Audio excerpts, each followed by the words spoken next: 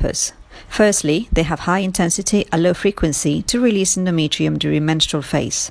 Contraction play the role during the implantation of the embryo. Both have shown their opposite effect on the results of the treatments. Peristalsis. Results of the treatments. Functionality of progesterone. It was in the 90s when studies of uterine contractility began.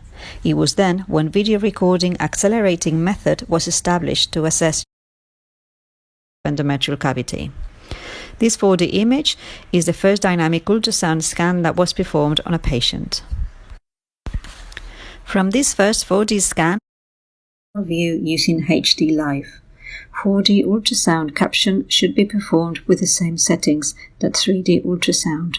It is important to enlarge the window or the region of interest as much as possible, as well as sound is to control patient's movements without losing the uterine coronal view. Uterine peristalsis is like waves that go from the cervix through the endometrial cavity to the fundus, moving and modifying it. They are easily visible. The importance of showing the potential role on reproductive outcomes and providing credibility to this new tool. Following our protocols, uterine peristalsis has been used interchangeably vaginally and subcutaneously, which was in patients with more than 1.5 ultrasounds to a senior doctor, to a junior doctor, and to a nurse.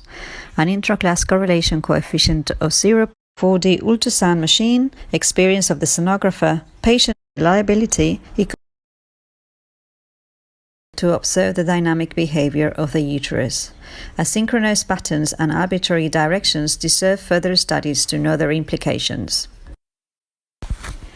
Limitations include access to 4D is limited to the measurements of uterine peristalsis. It is impressive to observe the dynamic behavior of the uterus.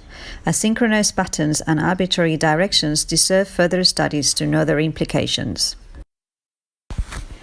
Limitations include access